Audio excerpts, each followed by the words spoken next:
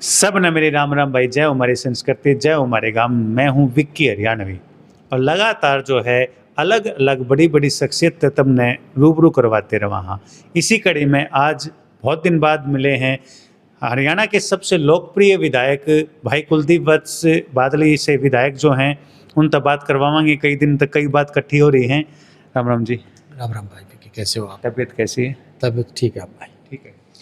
विधायक जी, देख रहे हाँ कई दिन तक विधानसभा में गर्जन लाग रहे हो। हरियाणा के बहुत कम ऐसे विधायक हैं जो जनता की आवाज़ विधानसभा में उठावे हैं। तो आप क्या मुद्दा था, क्या बात थी? देखिए, धन्यवाद एक तो आपका। हरियाणा के विधानसभा में देखिए, जो हमारी विधानसभा के जो मुद्दे होते हैं, काफ़ी ऐसे गंभीर मुद्दे होते हैं। जो किसान की बात हो, चाहे युवाओं की बात हो, चाहे भ्रष्टाचार की बात हो, चाहे बढ़ते अपराध की बात हो, जैसे हमारे इलाके के विकास कार्यों की जहाँ कोई बात है, तो मुद्दे तो बहुत होते हैं, उठाने पड़ते हैं। और मैं प्रत्येक एक उस व्यक्ति का एक रिस्पॉन्सिबल बनती है, जो उनके काका था, वो उनके परिवार जब उनको चुन के भेजता, तो हमारी जिम्मेवारी बनती है हम अपने इलाके की आवाज़ को बुलंद आवाज़ करके उठाएं और अपने हक और हकूक़ की लड़ाई को मजबूती से लड़ें। कल मैं ऐसे ही मोबाइल में एक चैट जीपीटी आपने सुना होगा, एआई वो है, उसमें हम किसी के बारे में कोई भी इंफॉर्मेशन निकाल सका। तो कल मैंने चैट जीपीटी पे आपका नाम डाला और उसमें निकालने की कोशिश करी, तो उनकी तरफ से एक स्पेशल नोट आया था कि कुलदीप वत्स जो हैं एक बहुत ही प्रभावशाली और सादगी और ईमानदार नेता हैं। उनके अंदर कोई दिखावा नहीं है, वो ग्राउंड लेवल से जुड़े हुए हैं। वो जो है वो किसान परिवार से हैं और लोगों को जो है आगे लेके चलते हैं। इस तरह की बातें जो मैंने पढ़ी, जो एआई की तरफ से, आर्टिफिशियल इंटेलिजेंस की तरफ से दी गई है, आप अपने आप को कहाँ देखते हो इस चीज़ में? देखिए, मैं एक चीज़ ज़रूर कहता हूँ कि मैंने अपने जीवन में बहुत छोटे से कि मेरे फादर की डेथ हुई, मैंने जो आज मैं यहाँ पहुँचा हूँ, बड़े संघर्ष के साथ पहुँचा हूँ। और हर वो परिस्थिति मैंने देखी है, गरीबी भी देखी है, संकट भी देखे हैं, और हर उस गरीब की, मजदूर की, किसान की, हर व्यक्ति की व्याख्या को मेरे से ज़्यादा कोई नहीं जानता। जहाँ मैंने अपनी ज़िंदगी शुरुआत की, तो मेरे अंदर एक शुरू से ही आज भी वो डर है और आगे भी रहेगा, जब तक जीऊँगा, जब तक रहूँगा, कि मेरी वजह से कोई मेरे माँ बाप की, मेरे गांव की, मेरे इलाके की, मेरे परिवार पे कोई दाग ना लगे, और एक सच्चाई के रास्ते पे चलूँ।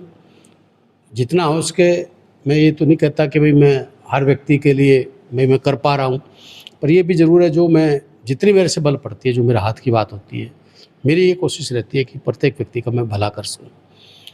जहाँ तक जैसे अब हमारा एक सत्ता में हम नहीं हैं, तो ये भी सच्चाई है, दिल की मतलब चाहिए इस बात को, वो एक दुख की बात मेरे दिल से लगाओ, मैं दिल से बड़ा मन दुखी से लगाओ कि जो व्यक्ति, जो साथी हमारे साथ इतने साल से साथ दे रहे हैं, और पिछले कहते भी 14 साल का वनवास भगवान राम को मिला था, तो भाई हमारे को भी एक किस्म से वनवास ही मिला है।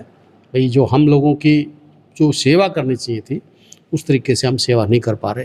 इलाके के चाहे विकास की बात हो, चाहे बच्चों के रोजगार की बात हो, चाहे बच्चों के भविष्य की बात हो, हाँ, पर मेरे हाथ में जितनी मेरे से बनती है, मैं अपनी लड़ाई को मजबूती से लड़ता हूँ। जितने भाई मेरे से गवर्नमेंट ही नहीं लगते, पर मैं प्राइवेट में जितना मेरा बल पड़ता है, और भी किसी का, किसी न किसी का जो होता है, मैं करता हूँ।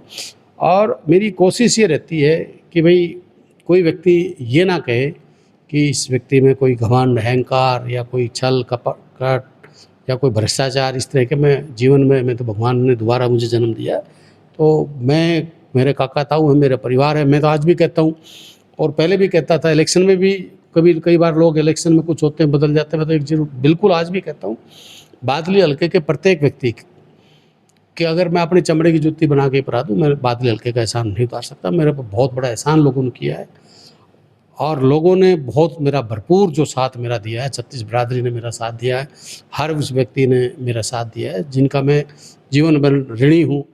और मैं तो भगवान से भी कई बार मांग करता हूँ, भाई भगवान ऐसा क्या कसूर हुआ जो मैं करना चाहता हूँ, जो मेरे दिल के अंदर है, जो मेरे अंदर एक तड़फ है, वो मैं नहीं कर पा रहा। ये भी सच्चाई है।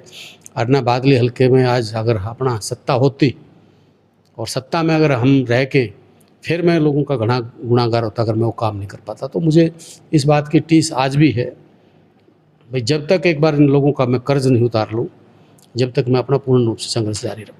लेकिन राज में ना होते हुए भी 6 साल से जिस तरीके से आप बादली की जनता के दिल में आपने जो जगह बनाई है वो बहुत ही जो है काबिल तारीफ़ है। कुछ दिन पहले एक भारतीय जनता पार्टी की तरफ से प्रेस वार्ता थी और 11 साल पूरे होने पे, और उसमें ओम प्रकाश धनखड़ जी ने एक चुटकी ली थी कि कांग्रेस के जो कार्यकर्ता हैं उनका जो कार्य पद्धति है हमारे तक ट्रेनिंग ले लेनी चाहिए, उन्हें हम ट्रेनिंग देने तैयार हैं। नहीं, देखिए, ओम प्रकाश जी ने मुझे नहीं पता क्या कहा क्या नहीं कहा, ना मैंने उनका कोई बयान सुना, पर जो जीता वो सिकंदर होता है। मैं मानता हूँ आप की सत्ता में आए हो, हमने उस हार को अपनी को स्वीकार भी किया है।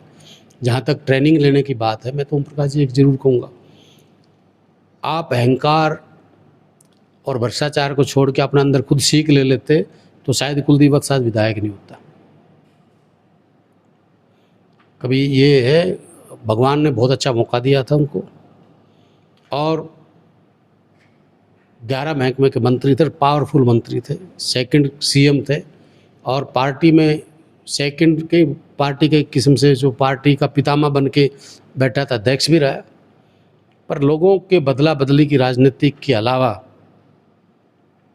मुझे ये बताएं ओम प्रकाश जी कि आपने अपने अंदर क्या सीख ली। लोगों के साथ जिस तरह का व्यवहार आप करते हो तो लोग, शायद लोगों को काम भी नहीं हो तो संतुष्टि कर लेता है, पर लोग कभी किसी के व्यवहार को, और जब आप अपने उसको इस तरह के यूज करो कि अगर भाई कि आप घमंड और भाई मैं ही हूँ, तो लोग स्वीकार नहीं करते। हमारे कार्यकर्ता पूर्ण रूप से मजबूत हैं, और जिला झज्जर में आपको ये दिखाया भी है जिला झज्जर के लोगों ने कि भाई कांग्रेस के प्रतीक जितने उनके साथी हैं उनके पास पूरी ट्रेनिंग है, पूरी मजबूती है। हाँ भाई, ये जो होते हैं काली भेड़ें, ये सब में होती है, तो ठीक है, मैं इस बात को मानता हूँ। जिस तरीके से नशे के ऊपर अंकुश लगाने में आप काफ़ी हद तक सफल हुए हो, बादली की जनता, एक टाइम पे बहुत बुरा हाल था युवाओं का, आपकी तरफ से बार बार रिक्वेस्ट और अलग अलग प्रोग्राम चलते रहे हैं, क्या लगता है आपको कितना और समय लगेगा? देखिए, मैं एक चीज़ ज़रूर मैं आज भी अपील करता हूँ भाई,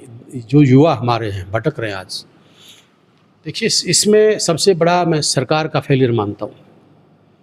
आज युवाओं को रोज़गार नहीं है।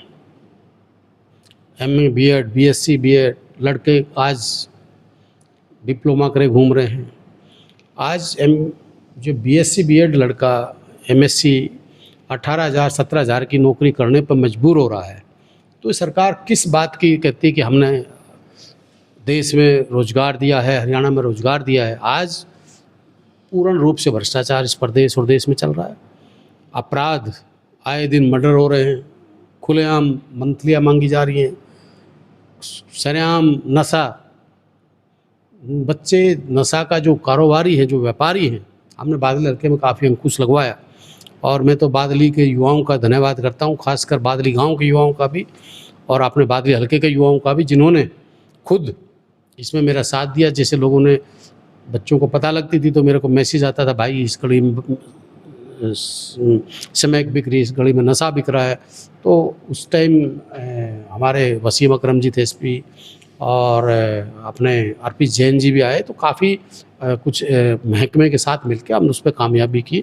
और आज भी मैं तो, जो हमारी पुलिस कमिश्नर आई है, मैंने तुमसे भी मिलके ये रिक्वेस्ट की थी कि आप आए हो, हम आपका स्वागत करते हैं। सतीश बालन जी भी थे। तो अपराध और नशा, इस पे मैं पूर्ण रूप से आज भी, मैंने किसी का कोई डर नहीं, कोई भय नहीं। मेरी कोशिश रहेगी मेरे इलाके के बच्चे ना भटकें, वो शिक्षा की तरफ जाएं, रोज़गार की तरफ जाएं, अपने माँ बाप का ख्याल रखें। जिस तरीके से आपने बेरोजगारी की बात करी, अभी सरकार की तरफ से सीईटी के फॉर्म निकले थे और उनके साथ साथ एक और कंडीशन लगा दी थी कि भाई जिनका जाति प्रमाण पत्र है वो अप्रैल 2025 से पहले का नहीं होना चाहिए।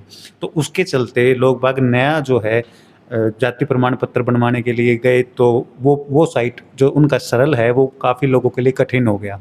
वो सरल पोर्टल जो है वो नहीं चला, जिसकी वजह से लाखों युवा जो हैं वो फॉर्म भरने से रह गए और वो डेट भी जो है ख़त्म हो चुकी है। अब युवा इंतज़ार में हैं। आप ऐसे में क्या कहना चाहिए? देखिए कि भाई, एक चीज़ मैं पहले बात तो मैं आज आपको एक बड़ी, जो ये जो आंकड़ों के खेल जो खेलते हैं बीजेपी के लोग, मैं आपको आज एक दो बातें बताना चाहता हूँ। इन्होंने कहा इलेक्शन दौरान कि 5600 बच्चों को हम तुरंत उनका नौकरियां देंगे पुलिस की। अभी आपके सामने बैठे थे बच्चे धरने पे मजबूर हो रहे हैं। आज तक उन वैकेंसी निकाल ली और उनको कैंसिल करने की बात कर रहे हैं, कोई उनका कुछ नहीं हुआ। हमारे मुख्यमंत्री जी ने कहा भाई हमने 25,000 तुरंत मेला लगा के वहाँ पंचकुला में सर्टिफिकेट बांटे, हमने 25,000 युवाओं को रोजगार दिया। मैं खुले मन से कोई और खुली चेतावनी के साथ कहना चाहता हूँ, सरकार का कोई मंत्री, कोई अफसर, कोई भी मेरे सामने बैठे और जो 25,000 युवाओं के रोज़गार की बात करने वाले लोग, मैं बताऊंगा, मैंने विधानसभा में भी पूरे आंकड़े के साथ ये बताया था कि 25,000 की रोज़गार देने वाले लोग आज उन्हीं को रोटेट कर रहे हैं। टोटल ज्वाइनिंग 10,800 बच्चों की हुई है, ये जो लोगों को एक बेवकूफ़ बनाते हैं। उसके बाद जो ये कौशल इन्होंने चलाया, जो आरएसएस के और वर्ग दिए, कोई कहीं के हैं, कोई कहीं के, जो ठेकेदारी प्रथा की बात ख़त्म करने की बात करते थे, आज 26-27,000 युवा कौशल के नाम से जो उन्होंने भरे थे, उनको घर बैठाने का काम किया। आपने देखा होगा पानीपत में कितना बड़ा एजिटेशन हुआ। उसके बाद ये जो बड़ी भर्तियाँ होती हैं, एसडीओ की, एससीएस की और जो भी भर्तियाँ होती हैं, आपने देखा होगा एसटीओ बिजली बोर्ड की जो भर्ती हुई, 92 बच्चे, 110 बच्चों, 104 बच्चों में 92 बच्चे अदर स्टेट के लग रहे हैं। तो ये कौन सा हमारे हरियाणा के युवाओं के साथ न्याय हो रहा है? ठीक है, मैं अक्सर एक बात कहता हूँ, भाई जो जीता हो सिकंदर, आज जीत रहे हैं, पर ईमानदारी की बात है, हरियाणा की जनता तराई कर रही है। हरियाणा का युवा परेशान, हरियाणा का किसान परेशान, हरियाणा का बेरोजगार जो हमारे बच्चे हैं वो परेशान, गरीब, मिडलमैन, कोई ऐसा वर्ग मुझे बताए जो आज खुश है। ठीक है, कहीं ना कहीं मैं तो अपनी कमियां मानता हूं, हमारी कमियां रही, पर लोग कांग्रेस को वोट देना चाहते थे, कांग्रेस को लाना चाहते थे। कहीं ना कहीं जो कुछ हमारी कमियां रही, जिसकी वजह से ये सत्ता से हम दूर रहे और लोगों की सेवा नहीं कर पाए। कारण क्या है? लोग आज हर व्यक्ति ये ठगा महसूस कर रहा है कि भाई ये हुआ तो हुआ क्या।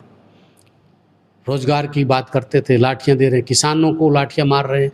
वहाँ हिसार यूनिवर्सिटी की आप बात देख लो, सरेआम वहाँ के गुंडों की तरह, जैसे गुंडे पिटाई करते हैं ऐसे बच्चों की पिटाई कर रही हैं। तो कोई बात सुनने के लिए तैयार नहीं है। आप जाइए प्रशासन में, कहीं तहसील में जाओ, कहीं पे भी जाओ, जो भी मैं डिपार्टमेंट का नाम क्या लूँ, कोई ऐसा डिपार्टमेंट नहीं जो नीचे से ऊपर तक भ्रष्टाचार में लिप्त नहीं हो। तो ये कहीं की ईमानदारी की बात करते हैं।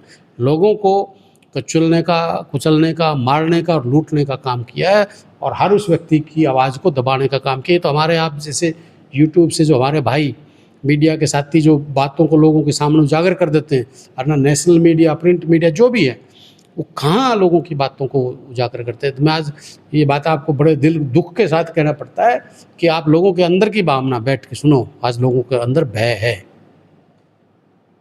और ज़बरदस्त भय है। ठीक है, लोग बोलते नहीं, इनकी राजनीतिक है, कहीं हिंदू मुस्लिम, कहीं जात बरादरी, कहीं ये इनका बस चले तो ये भाई को भाई से भी मरवाने का काम, करने का काम ये अपने फायदे के लिए कर सकते हैं। विधायक जी, जिस तरीके से हमने देखे कांग्रेस में काफ़ी गुटबाजी हुई थी, उसको राहुल गांधी जी ने आके अब सुधारा है, तो आपको क्या भविष्य लगता है कि अब आगे राहुल गांधी जी का मध्यस्थता करने के बाद सब सही रहेगा? देखिए, राहुल जी बहुत गंभीरता से इस चीज़ को ले रहे हैं और अकेले राहुल जी कुछ नहीं कर सकते।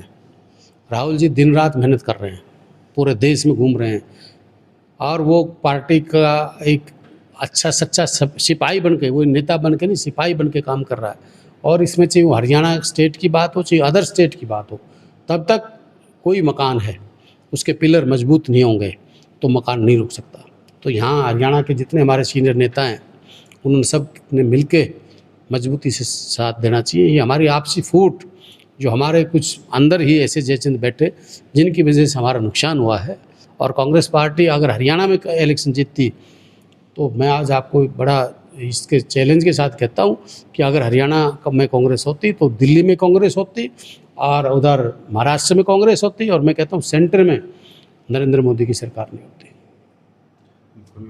तो लास्ट में हमारी बादली की जनता को क्या संदेश देंगे? देखिए, मैं मेरे बहुत ही आदरणीय है मेरे बादली हलके के मेरे पिता तुल्य मेरे बुजुर्ग, मेरी मातृशक्ति, मेरे नौजवान साथियों, सबसे मैं तो एक ही रिक्वेस्ट करता हूँ कि आप खासकर युवाओं से कि आप हमारे देश के प्रदेश के भविष्य हो। आप अपराध, नशा या किसी गलत संगति में ना पड़े और संयम और शांति बनाए रखें। अपने अपने भविष्य का, अपने माँ बाप की, अपने परिवार की इज्जत का पूर्ण रूप से आप सबने ख्याल रखना चाहिए। और भगवान से मैं प्रार्थना करता हूँ कि मेरे बादली हल्का दिन दुगनी रोज सुगनी प्रोग्रेस करे, हर व्यक्ति की भगवान मनोकामना पूर्ण। बहुत बहुत धन्यवाद। तो भाई लगातार जो है हम आपसे रूबरू करवाते रहा हरियाणा के सबसे लोकप्रिय विधायक भाई कुलदीप वत्स आगे भी मिलते रहेंगे, फिर बात करांगे और मुद्दे होंगे। ये एक काम तुम भी कर दियो भाई, इस वीडियो ने घनी तो घनी शेयर कर दियो, चैनल ने सब्सक्राइब कर दियो। सब ने मेरी राम राम भाई, सब ने मेरी राम राम।